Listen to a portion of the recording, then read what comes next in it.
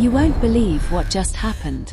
My Jeep, my personal Jeep, wasn't even safe in my own driveway. Karen, the HOA nightmare, actually cut the lock and tried to take it. But here's the twist. She had no idea who really owned it. What she thought was a simple act of revenge turned into a shocking disaster.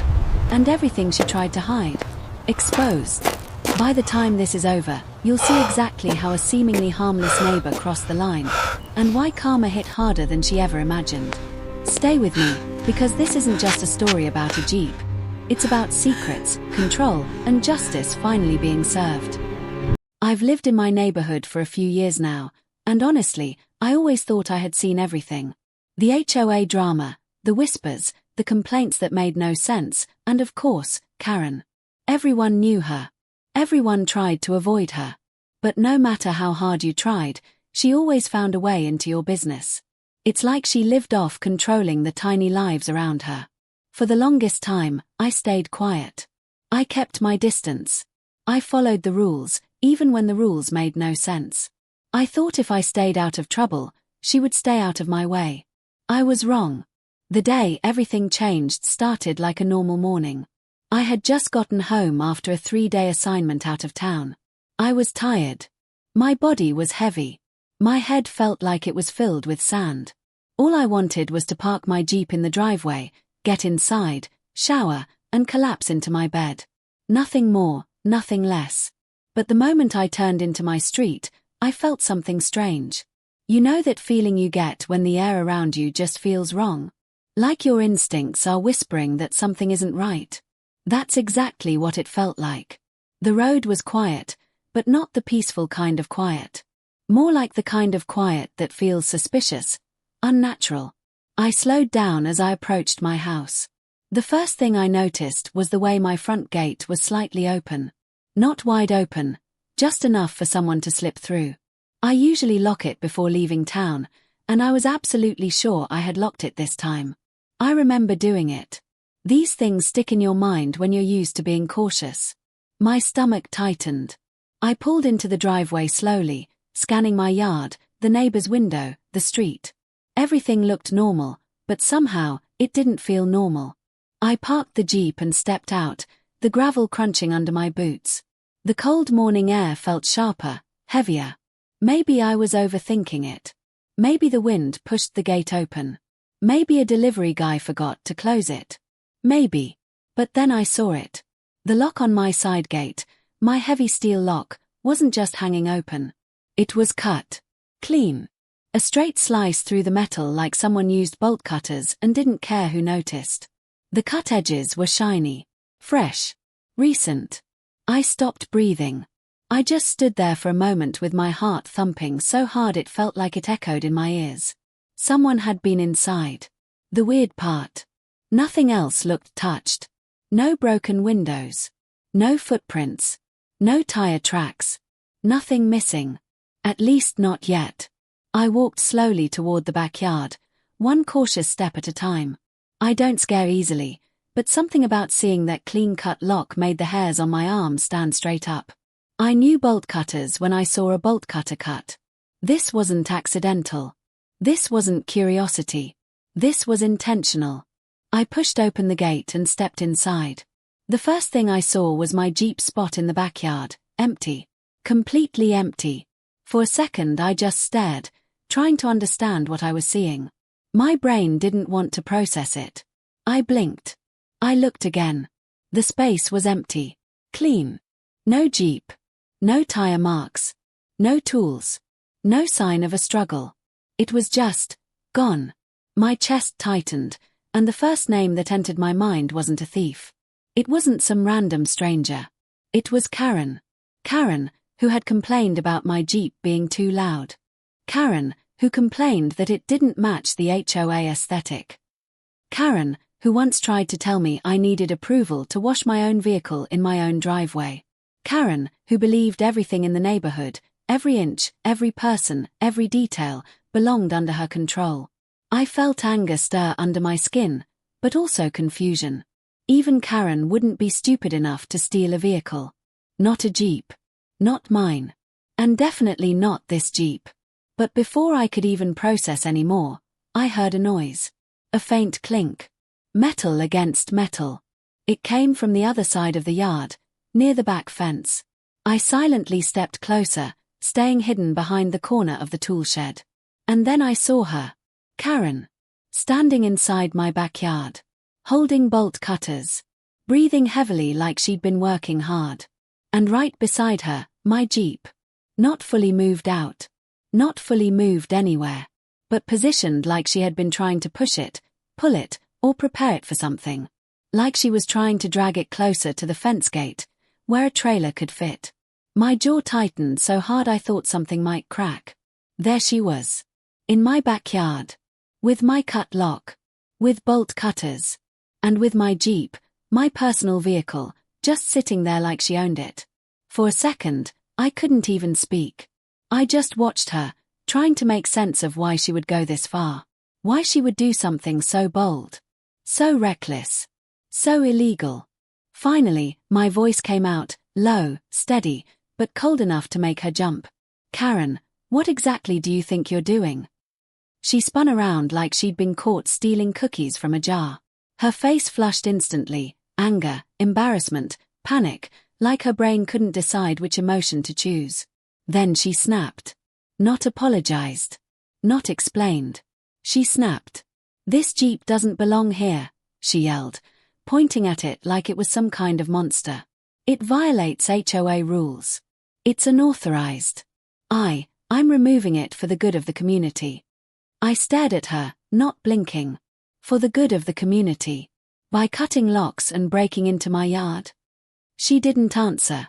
Her eyes darted around, like she was searching for a way to spin the situation into something she could justify. She always loved control. But right now, she had none. And then, the world shifted. Because she added something that made everything make sense.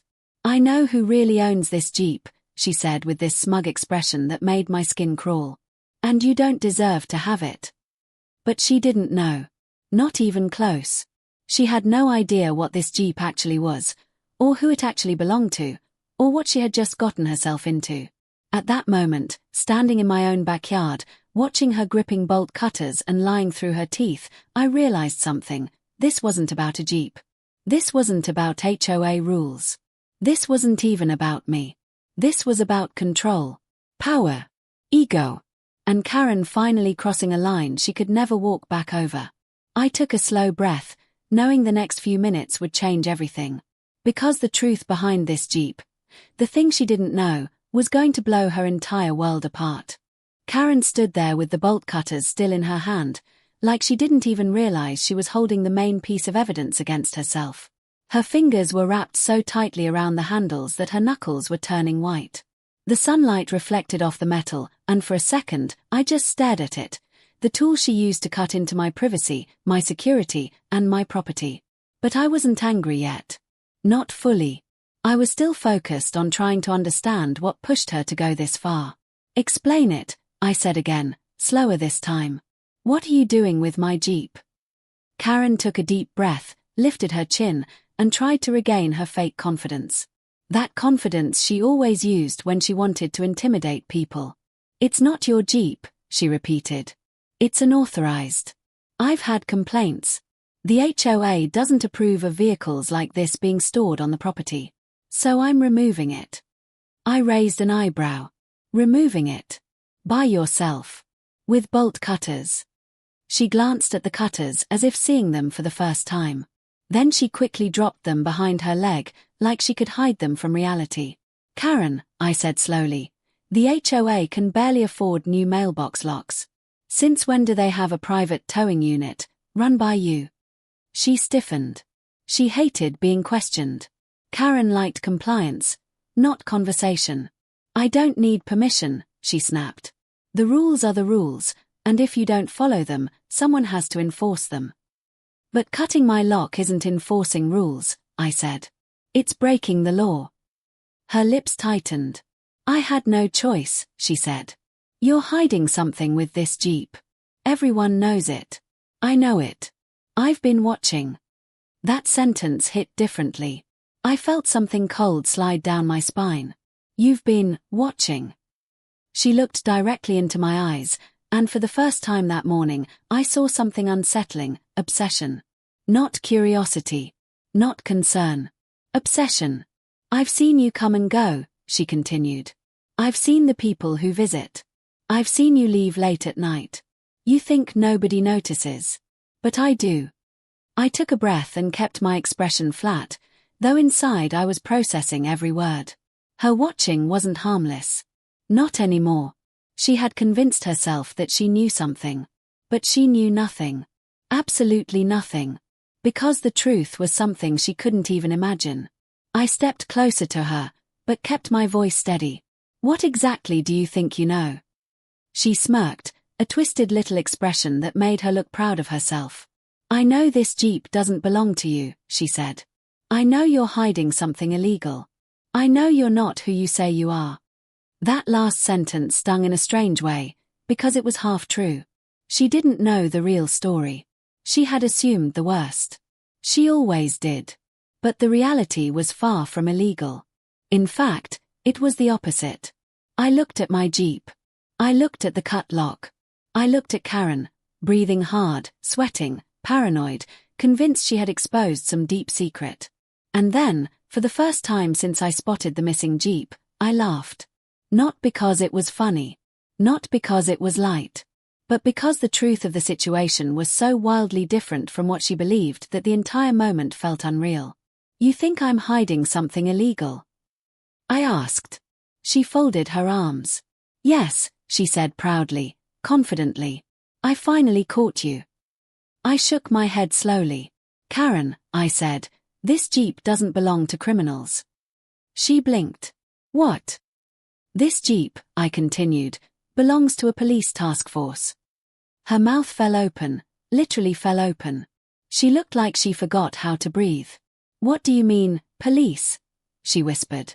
I walked closer to the Jeep and placed my hand on the hood like I was showing her a forbidden truth. This vehicle is assigned, I said. Not to a criminal. Not to someone breaking the law. But to someone who works with law enforcement. She swallowed hard. Her eyes widened as the meaning settled in her mind. She wasn't dealing with a neighbor violating HOA rules. She was dealing with someone she just accused of being a criminal, someone connected to law enforcement, someone whose vehicle she tried to steal. She stumbled back a step. No, that's not possible, she muttered. You're lying. You're trying to scare me. Why would I lie about this? I asked calmly. Who in their right mind lies about having a police task force Jeep?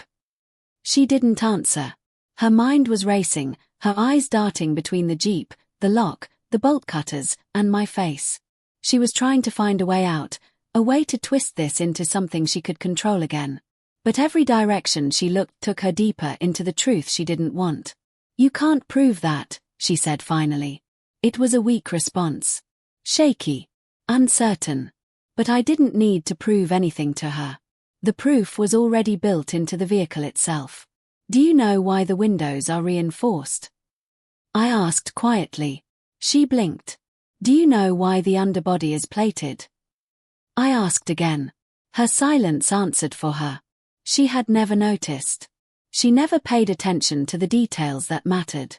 Her obsession wasn't based on facts, it was based on her need for dominance. It's not street registered like a normal Jeep, I said. Because it isn't a normal Jeep. I watched her face lose color. The realization hit her like a cold wave. She had messed with something bigger than she ever expected.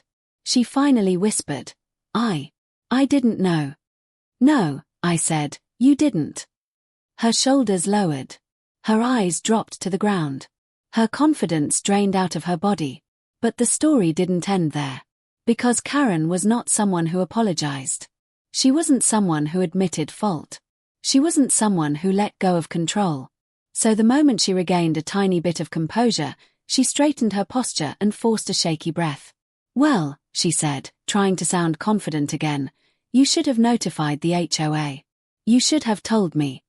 Told you. I repeated, almost laughing again. Told you. Why you? She hesitated, then said the sentence that shocked me more than anything she had said all morning. Because, she said softly, I need to know everything that happens here.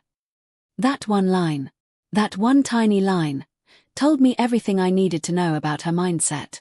This wasn't about rules. This wasn't about the HOA. This wasn't about complaints. This wasn't even about the Jeep. This was about control. Karen wanted control over the neighborhood, over the rules, over the people, over me. She wasn't enforcing anything.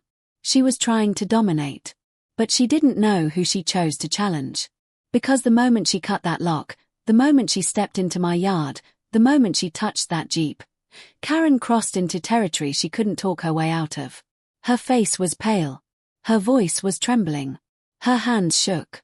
And yet she still tried to salvage some power. She still tried to rewrite the story. But I knew something she didn't. Her actions were already documented. Already recorded.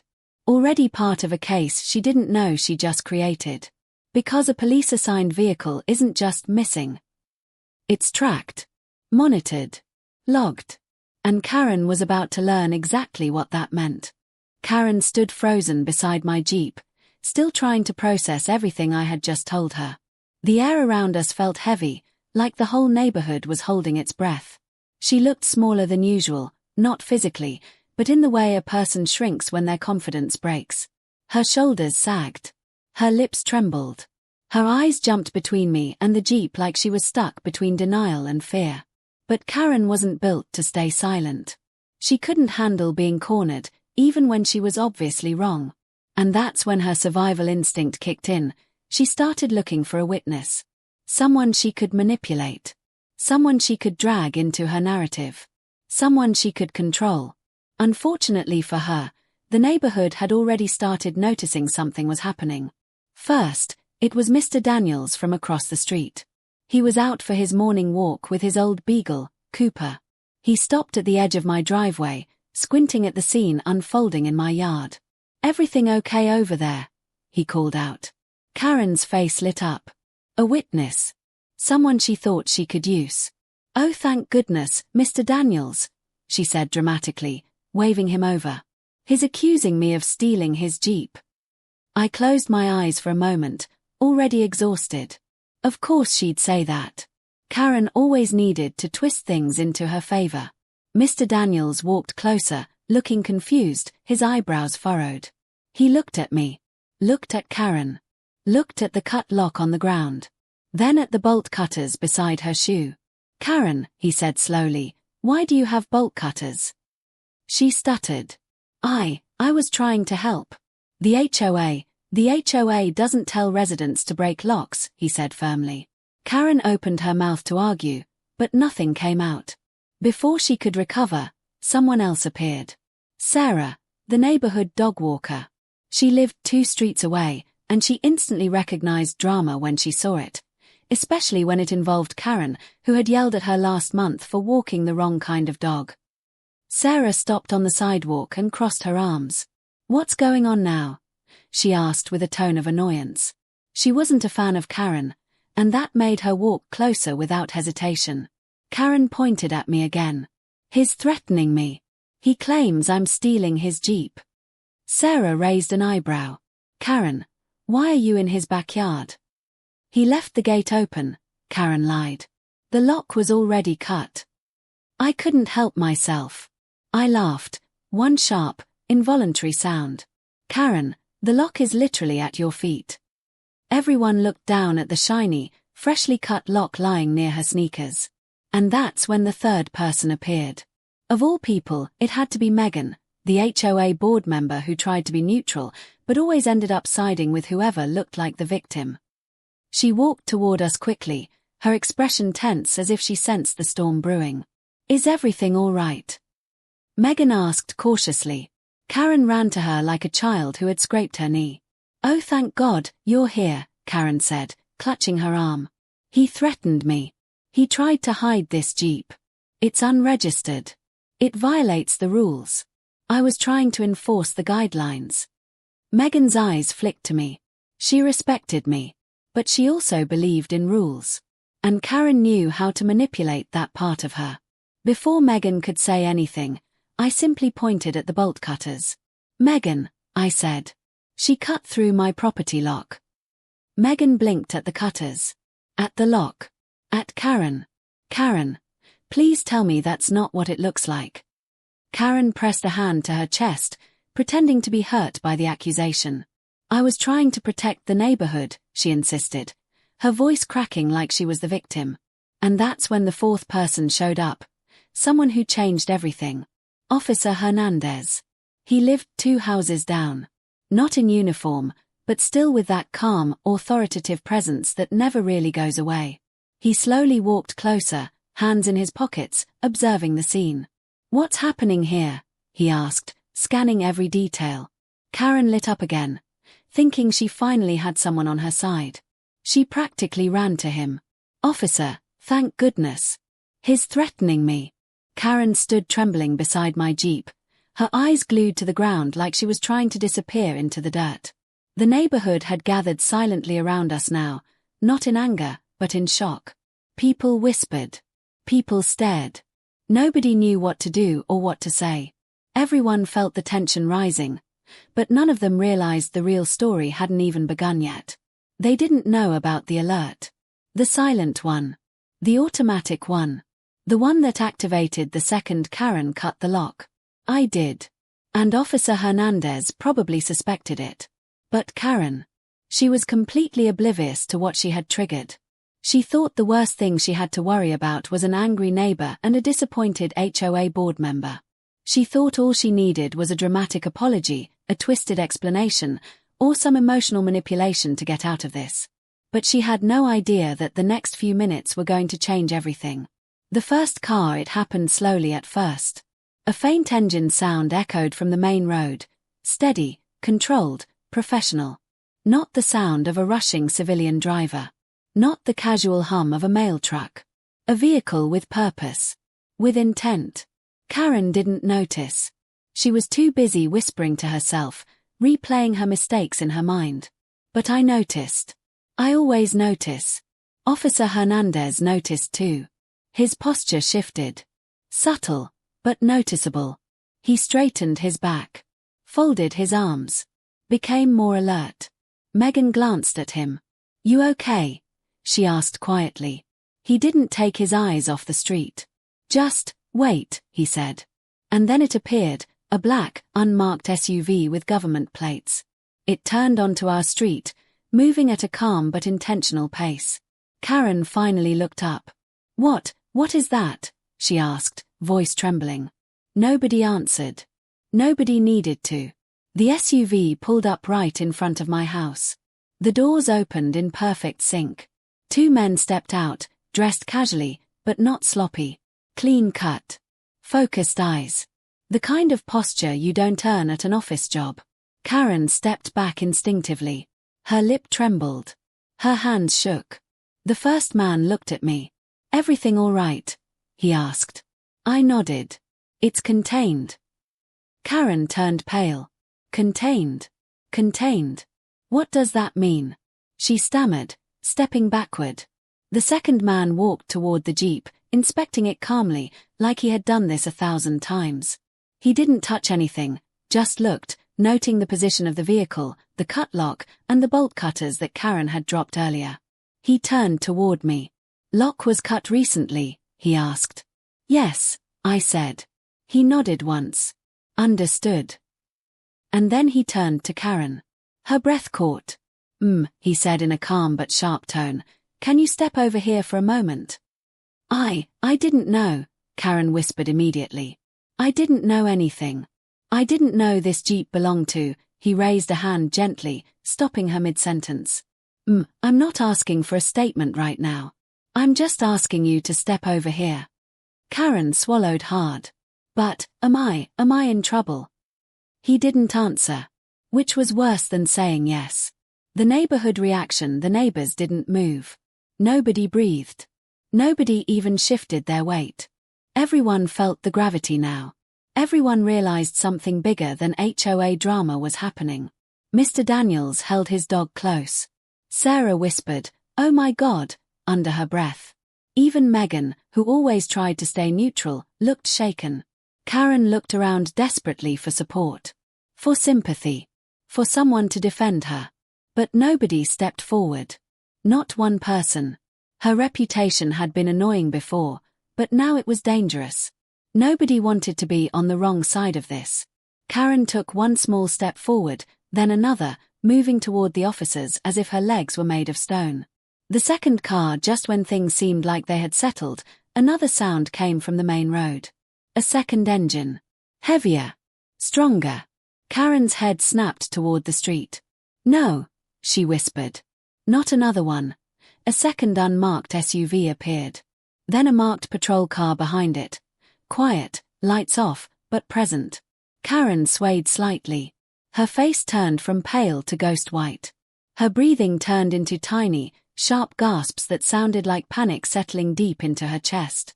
I didn't mean for this to happen," she whispered to no one. But it didn't matter anymore. Intent wasn't the issue. Actions were. And her actions triggered a response she never expected. The conversation she couldn't escape. One of the officers stepped closer to Karen. Did you cut that lock?" he asked. His voice wasn't angry, just steady, professional, undeniable. Karen's eyes filled with tears. I thought the Jeep was illegal. I thought he was hiding something. That doesn't answer the question," the officer said calmly. Karen wiped her face with shaking hands. I did. But only because I thought, "Okay," he said, cutting her off gently. "That's enough." Karen froze. Like the sentence was physical. Like it pressed against her skin and locked her in place. Officer Hernandez steps in at that moment. Officer Hernandez stepped forward for the first time. "Karen," he said softly, "this isn't small. You didn't just cut a lock. You didn't just trespass. You tampered with a protected vehicle." Protected. That word stunned the entire neighborhood. Karen's knees bent again, and she leaned against the fence to keep from falling. "I didn't know," she whispered again. Her voice was tiny, broken, shaken. "I know," Hernandez said. "But that doesn't undo it." Karen covered her mouth and whispered, "Oh God, oh God."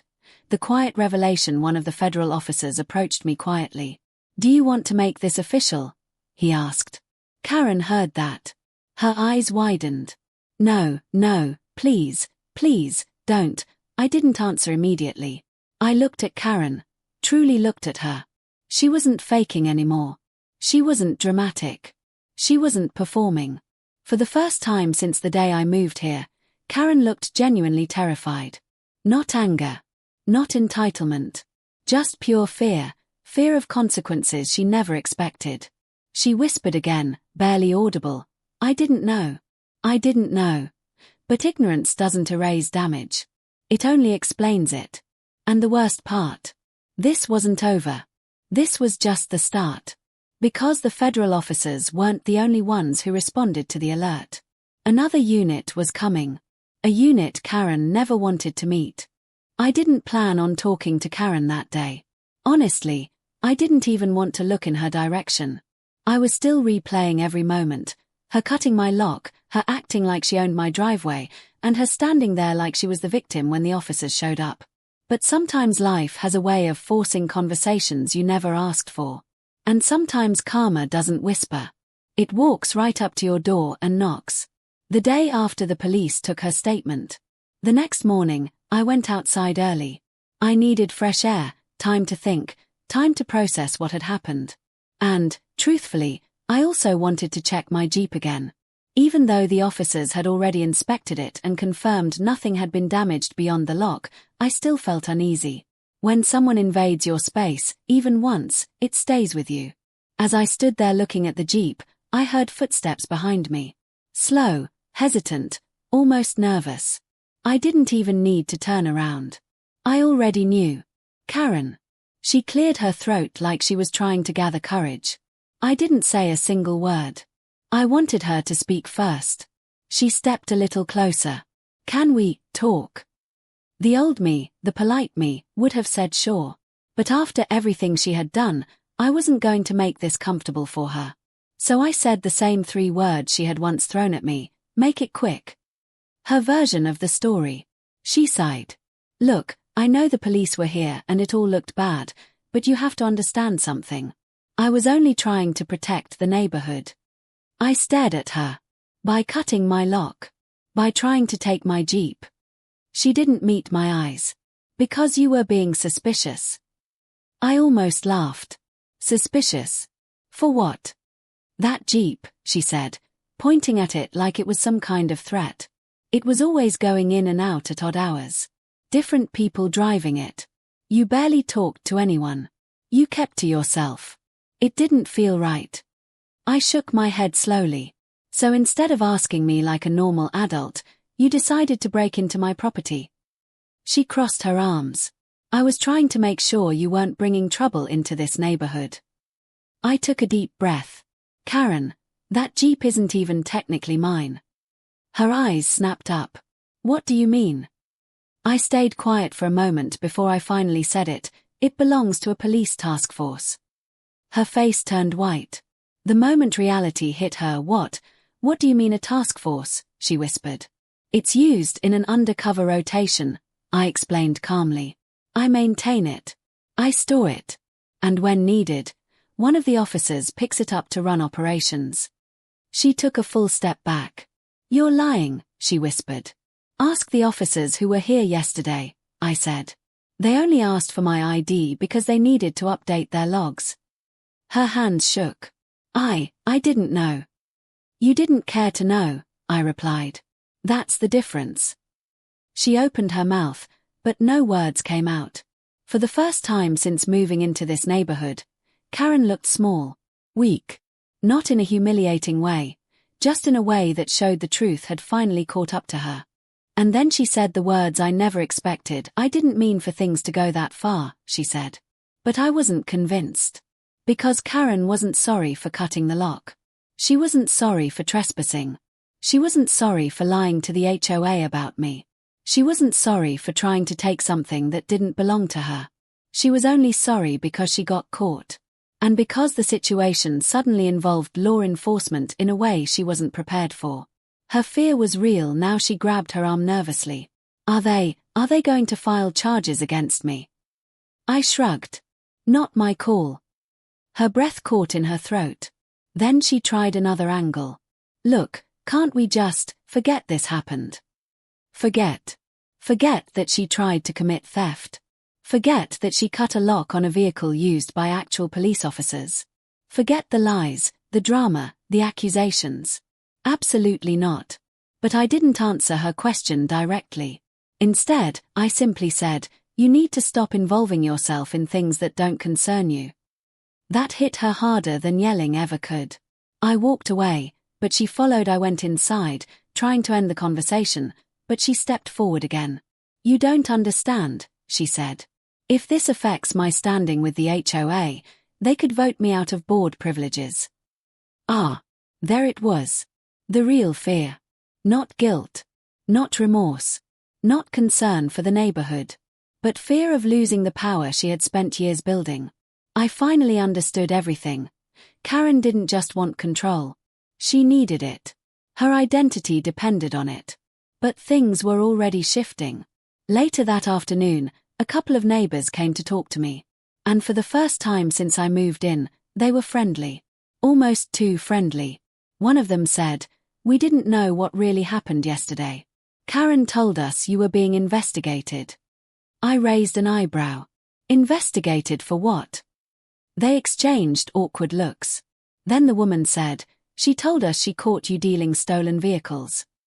I laughed, not because it was funny, but because it was insane. Does this look like a stolen vehicle? I asked, pointing at the Jeep. The man shook his head. Honestly, we never believed her. But she kept repeating it. And that's when another piece of the puzzle snapped into place.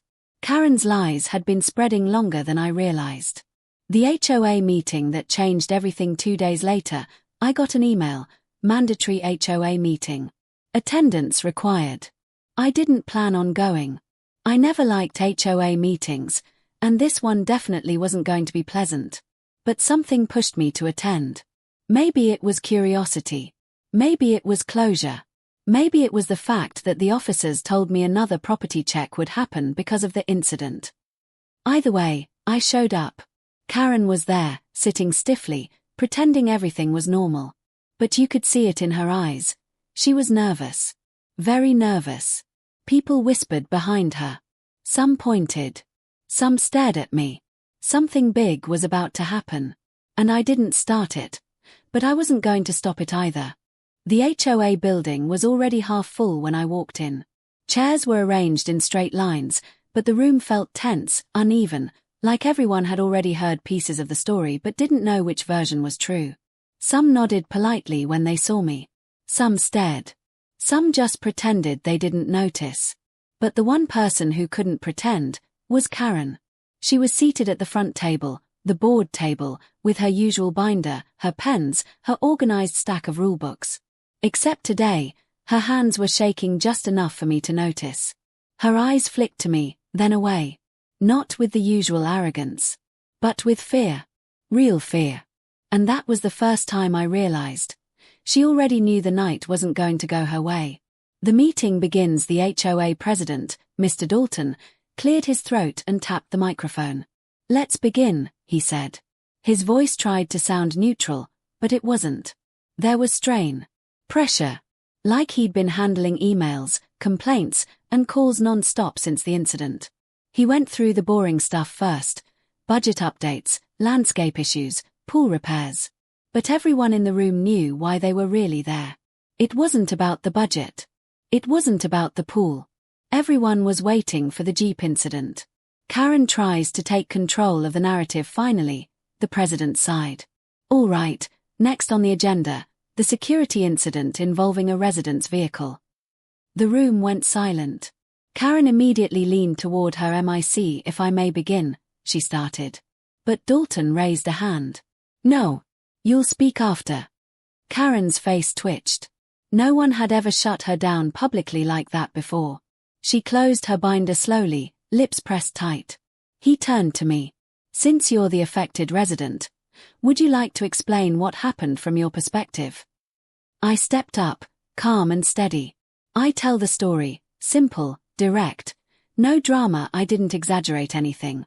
I didn't point fingers. I didn't yell. I just told the truth. I explained that Karen had approached me before with accusations about my Jeep. I explained that I had always kept to myself, never caused trouble, never violated any rules. I explained that the Jeep was parked fully on my property, legally, with a lock to prevent tampering. Then I described how I found the lock cut. How I caught Karen pulling the Jeep forward. How she acted like I was the problem. How the officers came. And how the officers confirmed the Jeep was part of an active task force rotation. I didn't have to add anything extra. The facts were enough. When I finished, I stepped back. The room was dead silent. Then Karen speaks. And everything falls apart. Mr. Dalton nodded toward her. "Karen." She stood, smoothing her blouse, trying to reclaim her authority. "Firstly," she began, "I have dedicated 8 years to this community. 8 years of ensuring safety, enforcing rules, and protecting homeowners from suspicious behavior." A couple of people rolled their eyes. She ignored them. "I acted the way I did because I believed the Jeep was involved in illegal activity. It was constantly moving at strange hours. Unknown individuals were driving it. And when a neighborhood sees that kind of pattern, it raises concerns." Someone muttered, "Yeah, because you created the concerns." She kept going. "I cut the lock because I believed the vehicle was abandoned or part of a criminal operation. I was trying to keep everyone safe." I folded my arms. Dalton finally asked, "Did you attempt to contact the homeowner before cutting the lock?" She hesitated. "Too long." "Well, no. But, did you report your concerns to the HOA before taking action?" "No, but, did you have authorization to enter his property?" She swallowed. "No."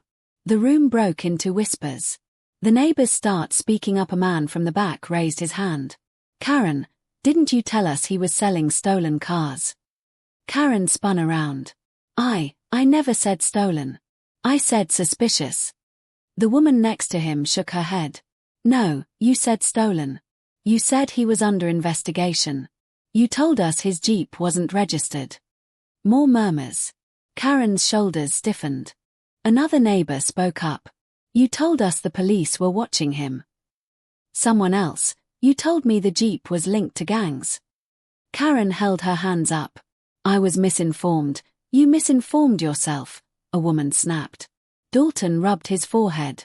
Karen, did you spread false accusations around the neighborhood? Karen stammered. I was trying to investigate. I thought, but it was too late. Her credibility, the thing she had used to control people for years, was collapsing in real time. Dalton drops the bomb. Dalton opened a folder. My stomach tightened. This was something I hadn't expected. Because of the incident, he said, we contacted the police department to verify the details. They confirmed the Jeep is indeed tied to an active task force. They also informed us they are filing an internal report regarding the interference. Gasps around the room. Karen's face drained of every trace of color. Dalton continued, they also confirmed that the vehicle is protected by federal tampering laws. A woman whispered loudly, federal? She messed with federal property. Karen sank into her chair. Dalton looked straight at her. Calm. Cold. This is far beyond an HOA matter now. Karen makes one last desperate move. Karen suddenly stood up, slamming her hand on the table. This is ridiculous, she shouted. I was trying to protect everyone. I have done everything for this neighborhood. Without me, you'd all be dealing with criminals, poorly maintained lawns, noise violations. Karen, Dalton interrupted. You broke the law. She pointed at me. Accusing. Desperate. He's hiding something. No normal person has a police jeep in their driveway. He must be involved. He must. I stepped forward slowly. The officers told you themselves it belongs to a task force. What more do you want? Karen stared at me like she was trying to find a crack, some way to twist the narrative back in her favor. But there was nothing left to twist. The motion to remove her. Dalton sighed deeply. Based on the evidence. I'm calling for a board vote to suspend Karen from all HOA decision-making roles effective immediately. The room went silent. Then, one by one, hands started rising. Yes. Yes. Yes. Yes. Yes. Every hand. Every single one. Karen froze. 8 years of power disappeared in 30 seconds. The aftermath in the room. Karen slowly sank back into her seat, her face blank, hollow, stunned. She wasn't angry anymore. She wasn't yelling.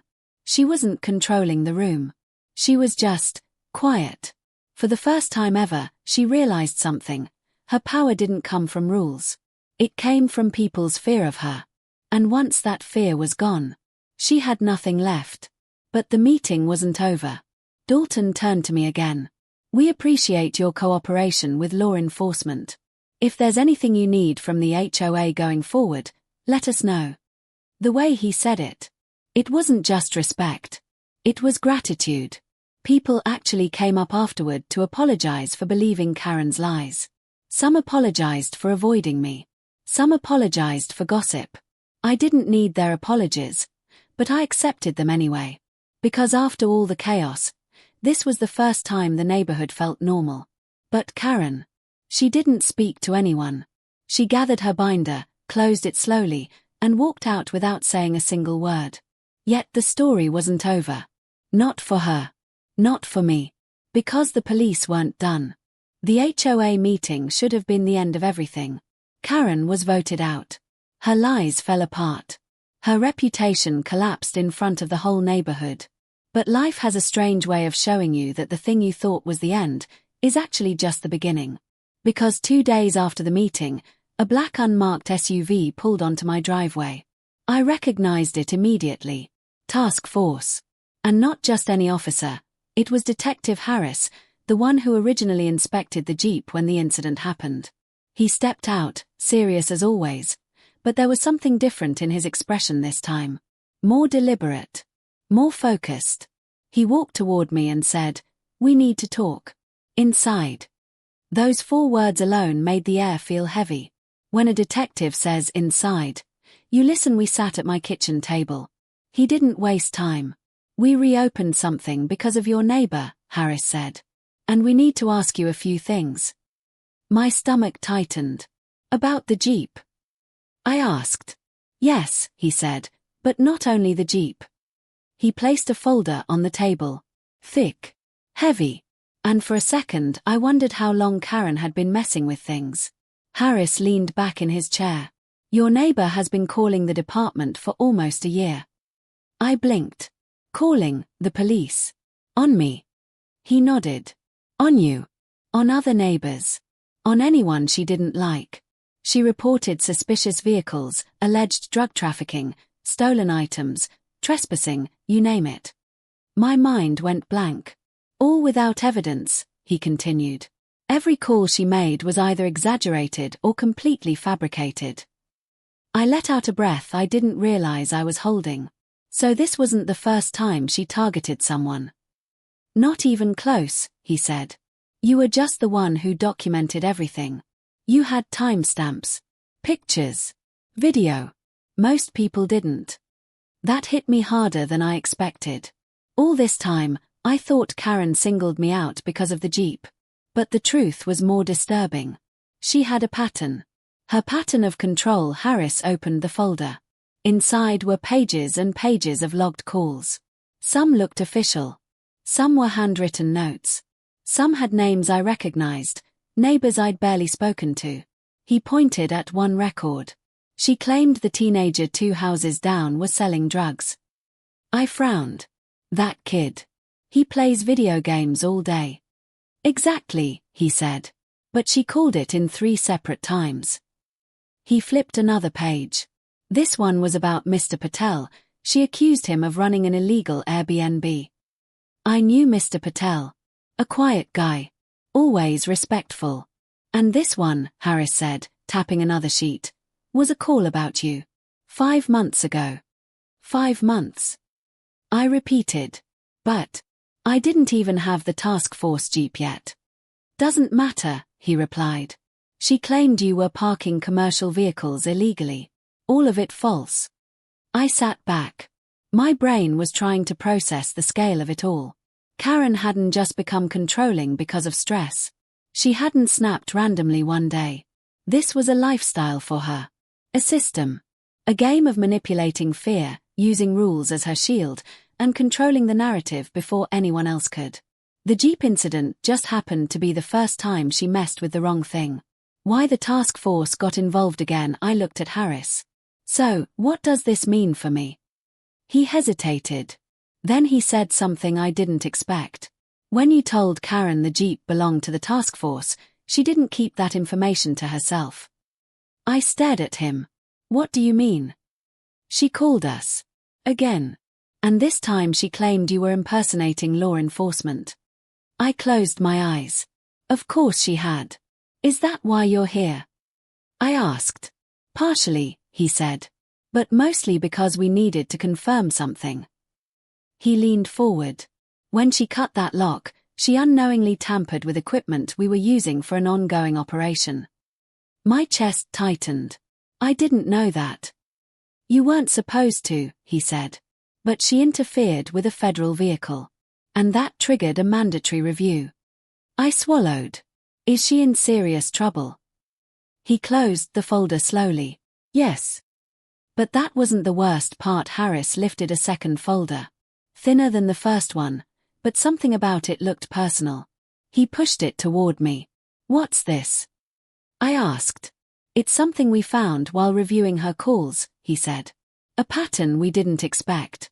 One that actually concerns you more directly. He waited for me to open it. I did. Inside were printed screenshots, emails this time, not police logs. Emails Karen had sent to the HOA, to contractors, and to local businesses, all involving me. In one email, she wrote, "He's been violating neighborhood rules. Please do not deliver packages to his home until further notice." Another email, "He is under investigation. Do not approve any home repair permits for his address." Another, "He is suspicious. Avoid working with him. I'm warning you for your own safety." My jaw actually clenched. Karen had been actively sabotaging me behind the scenes. For months. She wanted you isolated. Harris said it quietly. She wanted you separated from the community. No support. No connections. No help. My hands curled into fists before I even realized. So she wasn't just controlling, I muttered. She was targeting me. She targets anyone she thinks she can control, he corrected. Anyone who doesn't follow her version of the rules. But in your case, it escalated. I took a slow breath. Why mine specifically? He didn't answer right away. Then he said, because you didn't respond to her intimidation like everyone else. And that made you dangerous to her. I leaned back in my chair. Dangerous. Me. All because I refused to bow to her self-made authority. It suddenly made sense. The cold stares. The whispering. The strange reactions from neighbors. The HOA treating me like I was already guilty of something. Karen had been poisoning the well long before the Jeep incident. And then Harris said something that changed everything. We're considering charges, he said. More than one. But before we proceed, we need to know if you're willing to cooperate. I blinked at him. Cooperate? What do I need to do? You already did most of it, he said. Your documentation, photos, timestamps, they show a pattern of harassment and interference. He paused. But we may also need a witness statement. And we need you to confirm that you want us to move forward. For a moment, I didn't say anything. Not because I wasn't sure, but because it hit me all at once. Karen had been doing this for years. To neighbors. To strangers. To me. And no one had ever stopped her. No one had ever challenged her. She had been ruling through fear. Through lies. Through false authority. And the only reason she got away with it was because everyone else was too exhausted or intimidated to fight her. But now, the power wasn't hers anymore. It was mine. My answer was simple. I looked Harris straight in the eyes and said, yes, I want to move forward. He nodded once. Satisfied. Resolute. Then this isn't over, he said. Not for her. He stood up, leaving the folders behind. You might want to keep those, he added. You may need them. When he left, I sat there in silence. The house was quiet. The neighborhood was quiet. But inside me, something had shifted. This wasn't just a story about a Jeep anymore. It wasn't about a broken lock. It wasn't about a petty HOA feud. It was about someone who had spent years controlling people finally being held accountable. The next few days felt strangely calm. Not peaceful, just quiet. The kind of quiet you feel right before a storm breaks open again. Karen had disappeared from sight. No morning walks. No porch surveillance routine. No walking around with her binder, pretending she was the sheriff of the street. Her house looked the same from the outside, but something about it felt different. Like the air around it was heavy. It was the quiet of someone hiding, not resting. I wasn't expecting to hear from her. Not after everything that happened. Not after the HOA meeting. And definitely not after Detective Harris showed me the folders. But trouble doesn't always come walking up the driveway. Sometimes it waits, watching, simmering, trying to find a way back in. And Karen. She wasn't the kind of person who accepted defeat. She was the kind who regrouped. Which made what happened next even more surprising. The letter in my mailbox 2 mornings later, I walked out to check the mail. Bills, junk ads, and then one plain white envelope with no return address. I knew exactly who it was from before I even opened it. Inside was a handwritten note. Neat cursive. Tight, controlled strokes. The kind of handwriting you expect from someone who plans every move. It said, "We need to talk. Please. It's urgent." No apology. No explanation. Just urgency. I folded the letter slowly. Part of me didn't want to give her the satisfaction of a response. But another part of me, the part that remembered Harris's words, knew Karen wasn't someone you ignored. When she felt cornered, she doubled down. So I decided to face her. Not for her sake. For mine. I knocked on her door for the first time ever. Her house was quiet when I walked up. Too quiet. I knocked once. No answer. I knocked again. Still no answer. Then the door cracked open slowly, and Karen peeked out. She looked different, tired, pale, anxious. She opened the door just wide enough for me to step inside. I hesitated, then walked in. Her living room was spotless, almost staged.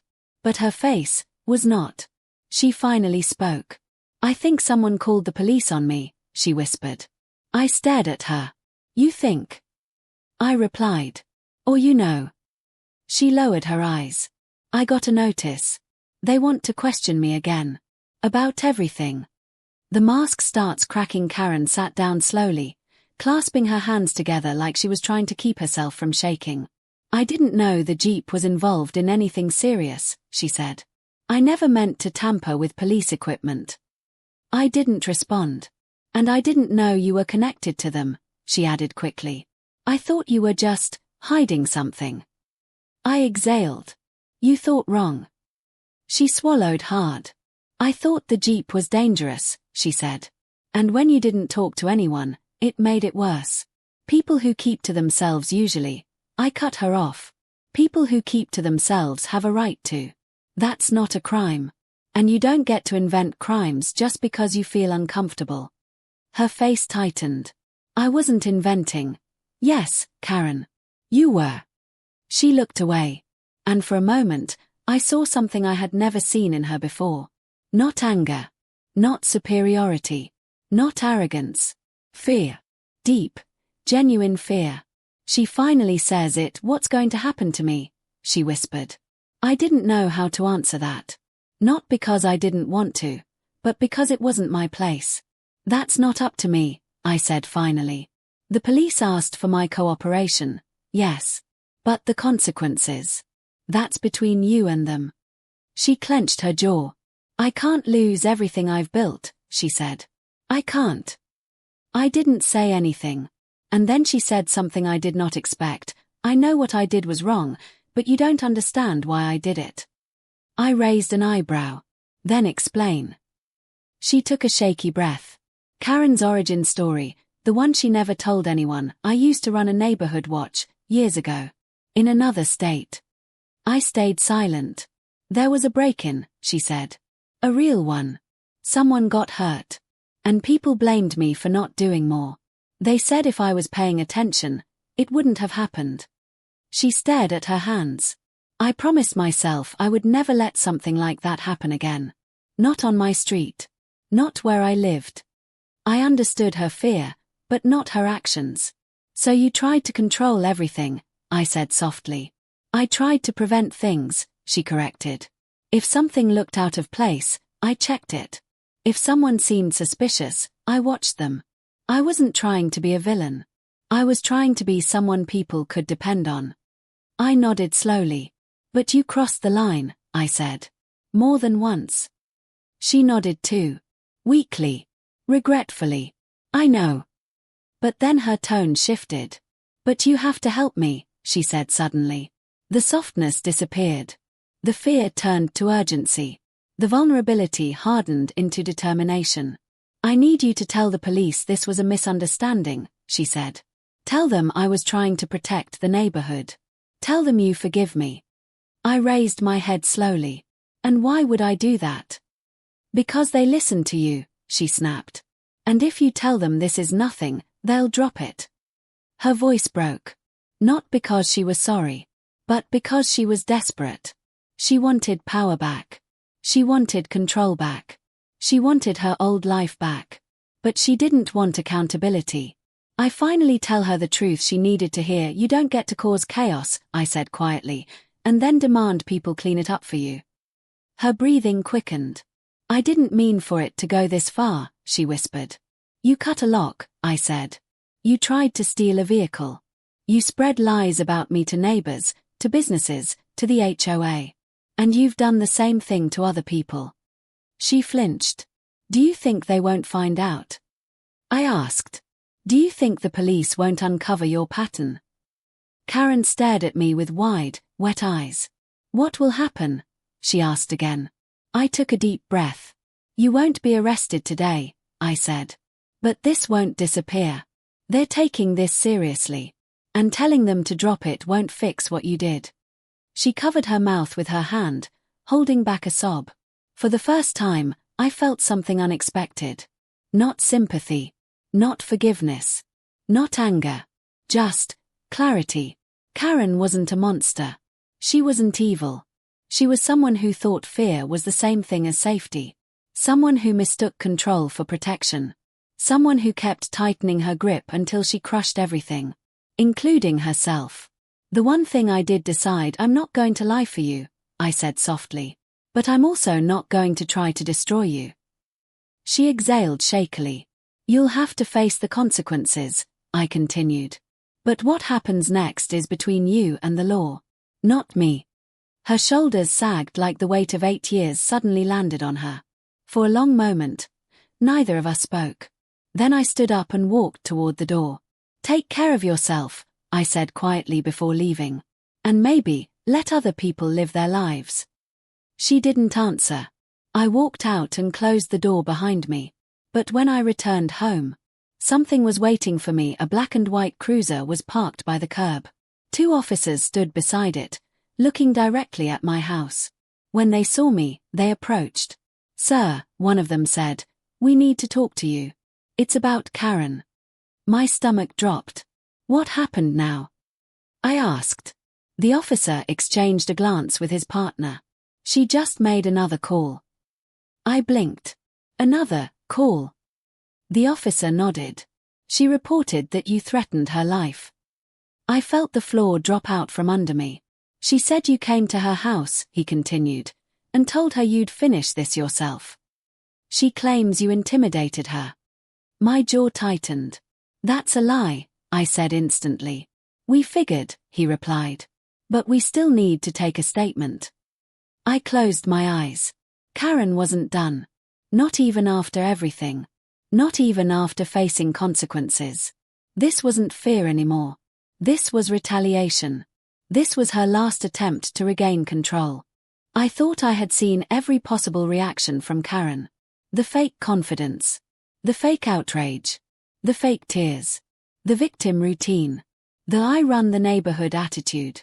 But nothing prepared me for the moment when everything she had built around herself finally collapsed. And this time, it wasn't because of anything I did. It wasn't because of the HOA. It wasn't because of the neighborhood. It wasn't even because of the police task force who now knew her name, her face, and her fake report. This time, Karen destroyed herself. The knock she never expected. 3 days after the task force officer filed the official report, the police returned, not to question her, but to serve her papers. I happened to be outside checking the gate sensors when the patrol car rolled up to her driveway.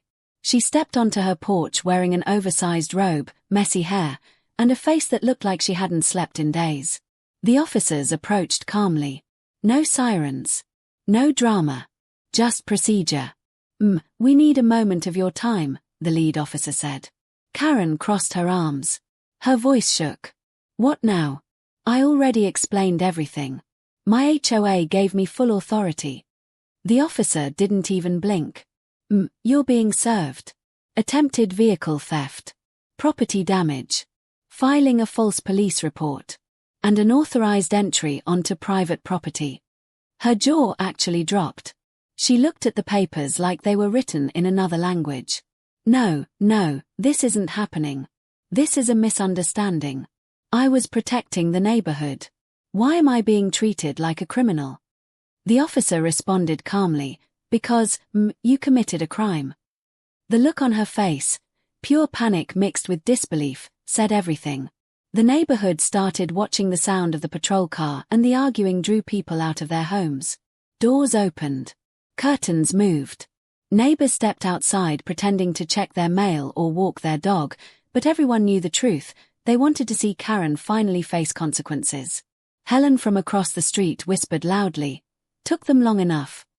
Even Mark, the one who always avoided conflict, leaned over his fence and muttered, "This is what happens when you bully everyone." Karen spun around, pointing at the neighbors as if they were the ones betraying her. "You're all enjoying this, aren't you? I've done everything for this neighborhood. Everything. No one said a word. Not one person stepped up for her. And that silence hurt her more than the police papers in her hand. Karen tried one last manipulation as the officers prepared to leave. She tried shifting the narrative like she always did. She pointed at me across the yard. This is his fault. He brought dangerous people here. He brought a task force vehicle into the neighborhood. He's the one who should be questioned. The officer calmly shook his head. It belonged to us. The Jeep you cut the lock off of was part of a police operation. Your actions compromised ongoing law enforcement work. Karen froze. Completely frozen. Her eyes flicked between the officer and me like she was trying to understand how everything had flipped on her. And you, the officer added, filed a complaint claiming it was abandoned and dangerous. But we confirmed you knew it belonged to him. We have your messages to the HOA threatening to teach him a lesson. Her mouth opened slightly. No sound. No comeback. No fake victim tears. Just a cold realization. The system she used to control everyone finally trapped her instead. Then, she broke completely. The officers walked back to their patrol car. Karen stood there in the middle of her driveway holding the papers in shaking hands. She took one step back. Then another.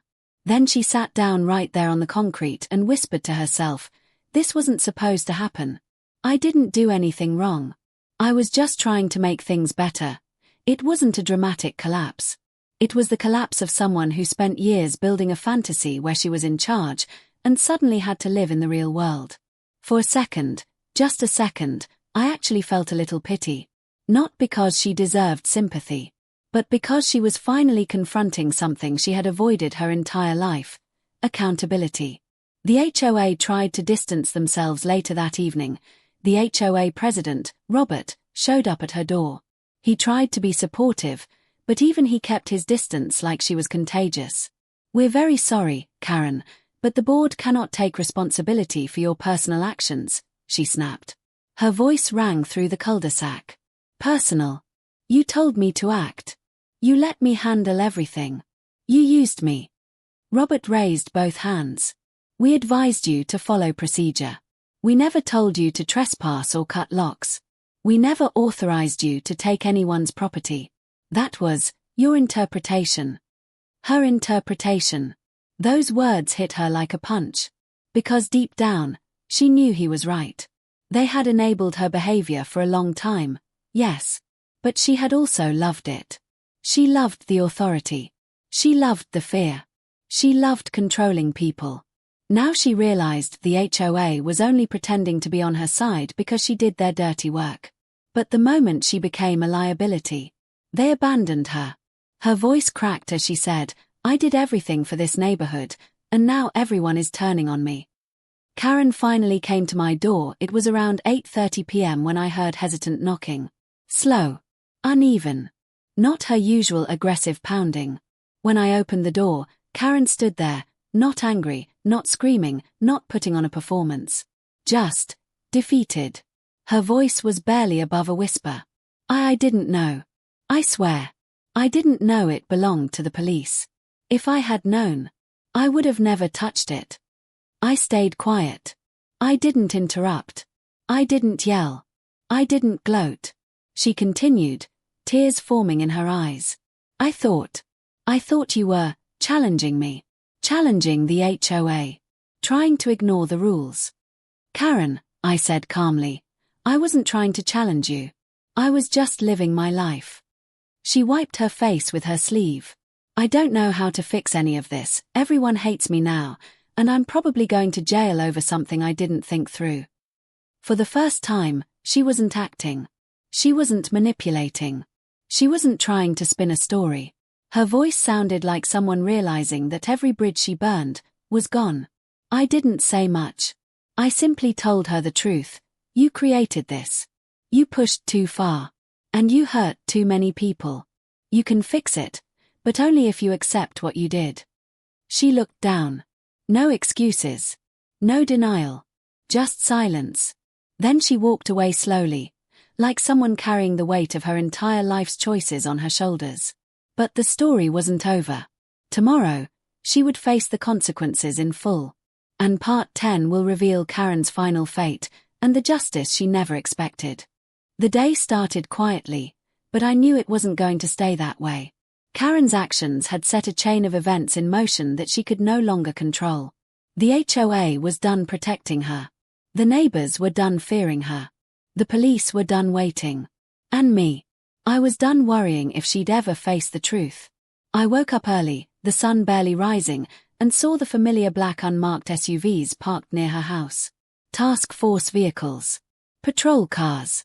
Officers moving in coordinated precision. Karen hadn't slept much. That was obvious. I could see it in her posts on social media.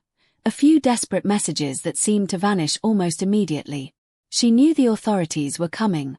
She knew this was the moment she could no longer manipulate, threaten, or lie her way out. The arrival of the authorities by mid-morning, uniformed officers were at her door. The lead officer knocked firmly but professionally. When Karen answered, her eyes were wide, her face pale, lips trembling. She tried to compose herself. Tried to put on the mask of control. But it was gone. The veneer had cracked too many times. The officers read her rights. They listed the charges: attempted theft of a federal vehicle, trespassing, filing false police reports, harassment of multiple neighbors, interfering with law enforcement operations. Karen's mouth opened. Closed. Tried to speak. Nothing came out. The officers explained the process. She would be taken into custody for questioning, held overnight, and the case would proceed based on the evidence she had unknowingly left behind for months. I watched from my driveway as she was escorted to the car. She turned her head toward me, and for a split second, her eyes were filled with the fear of a person who finally realized the consequences of her actions. No threats. No arrogance. No blame. Just the realization that she had lost. The neighborhood reacts. The neighbors gathered quietly, watching the scene unfold. Some nodded at me. Some whispered to each other. Some just stared in shock at how a person who had seemed untouchable was now in handcuffs.